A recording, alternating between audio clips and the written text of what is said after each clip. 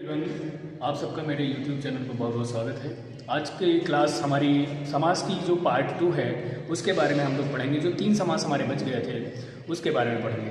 तो सबसे पहले हम लोग शुरुआत करते हैं। जो आपका समास है उसका नाम है कर्मधारय समास। कर्मधारय समास के बारे में हम लोग पढ़ेंगे। कर्मधारय जैसे कि आप लोगों को नाम से ही पता है, कर्म को धारण करने वाला। ऐसा समास जो कर्म को धारण करने वाला समास होता है उसे कर्मधारय समास कहते हैं। सबसे पहली बात और अच्छे तरीके से अगर समझना है तो हमें ये जान लेना जरूरी है कि कर्मधारय समास विशेषता बताता है। कर्मधारय समास जो है विशेषता बताने वाले समास होते हैं जिनमें कुछ ना कुछ विशेषता बताई जाती है। अगर एग्जाम्पल की बात करेंगे तो महाराजा, महाराजा एक समास जो है कर्मधारय समास है, क्योंकि महाराजा मतलब महान राजा। राजा कैसा है? राजा महान है। महात्मा, महान आत्मा। चंद्रमुख, मुख कैसा है? चंद्रमा जैसा है। यहाँ मुख की विशेषता बताई जा रही है कि जो उसका मुख है वो चंद्रमा जैसा है। इसका मतलब है कि ये कर्मधारय समास होगा। अगर बात करेंगे, यहाँ पर एक अपवाद आ जाता है। हम लोग जब एग्जाम में नीलकमल आता है तो हम बहुत कंफ्यूज हो जाते हैं कि नीलकमल कर्मधारय है कि बहुव्रीहि है। आप लोगों को ध्यान रखना है, जब आप एग्जाम में बैठें, यूपी टेट या सुपर टेट के एग्जाम में या सीटेट के एग्जाम में बैठें, तो नीलकमल अगर आपको सबसे पहले ऑप्शन कर्मधारय दिखे तो कर्मधारय पर टिक करना है। लेकिन अगर कर्मधारय ना दिखे, बहुव्रीहि दिखे, तो यहाँ पर टिक कर देना है। बहुव्रीहि और कर्मधारय दोनों दिखेंगे तो हम सिर्फ कर्मधारय पर टिक करेंगे। तो नीलकमल, यहाँ पर आप लोग देख रहे हैं कि हर एक शब्द जो है विशेषता बता रहा है। महाराजा, महान राजा।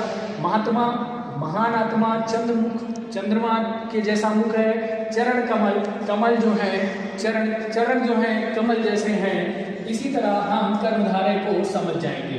अब बात करेंगे दूसरे समास की। दूसरा समास है हमारा बहुव्रीहि समास। बहुव्रीहि समास समझने का अर्थ होता है, एक फॉर्मूला हम लोग याद रखेंगे, 2 पद इक्वल टू तीसरा पद। 2 पद को मिलाकर एक तीसरा पद बन जाएगा, उसको कहते हैं बहुव्रीहि समास।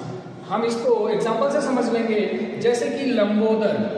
लंबोदर, लंबा है उदर जिसका। इसका मतलब है ऐसा व्यक्ति जिसका पेट लंबा है, अर्थात श्री गणेश भगवान। लंबोदर, लंबा है उदर जिसका।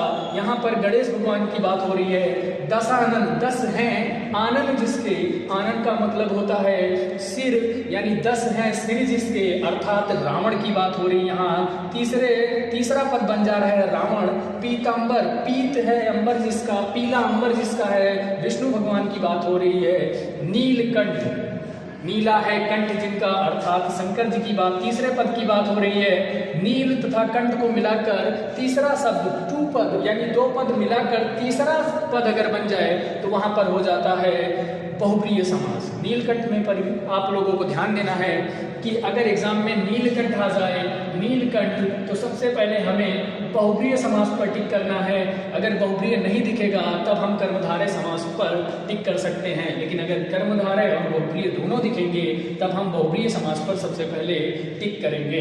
अब बात करेंगे तत्पुरुष समास। जो तीसरा समास है हमारा उसका नाम है तत्पुरुष समास। तत्पुरुष समास समझने की सिर्फ एकमात्र ट्रिक है कि इन समास में कारक चिन्हों का लोप होता है, विभक्तियों का लोप होता है, वहां पर तत्पुरुष समास होता है। सबसे अच्छा इसको समझने का तरीका है राजकुमार।